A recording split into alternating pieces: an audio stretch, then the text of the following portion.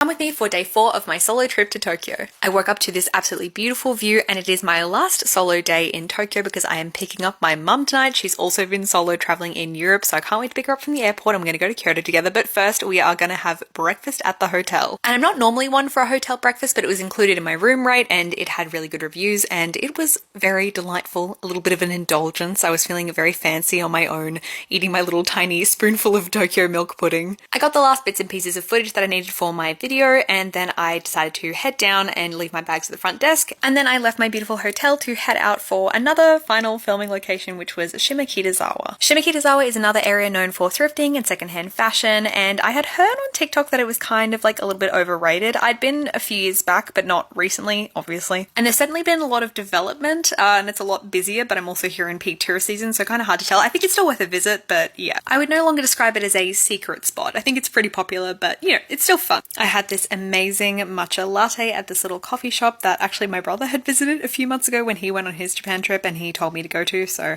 I went there. And they're technically a coffee specialty spot and I hear it's amazing, but I will also say the matcha was fantastic. Then I hit up a couple of different spots trying to film for a video. Definitely a different vibe to Koenji. Koenji a lot more chill, Shimokitazawa is a lot busier and I guess a little bit more commercial, kind of pop culture-y kind of stuff. Again, more on that later, but I decided I need to grab a quick bite before I headed to the airport to pick up my mum, so I decided to get this little yuzu cream cheese pastry and it was incredible. And then I hustled back to the accommodation to pick up my luggage, to then go to the train station, to then go to the airport. And luckily for me, they actually had a shuttle going from the hotel to the train station, which would then connect to the Tokyo monorail, which would then connect to Haneda Airport, where I was picking up my mum. I had a little bit of time left before my mum was able to collect her bags, so I got her an IC card and loaded up with some money and watched a bunch of people have these like super emotional reunions and I kind of nearly cried, lol. Then my mum arrived. You will not be seeing her on camera. She is a private citizen, but we had a cute little hug, cute little moment, and then we headed on the Shinkansen to Kyoto, which was going to be where we were staying for the next few nights. I think it was already after 7 p.m. by the time we got on the Shinkansen, so we grabbed some ekiben to enjoy on our way there. And honestly, after that, we just checked into our Kyoto hotel, had a little ice cream and collapsed, and that was day 4. And stay tuned for the Kyoto mini vlogs.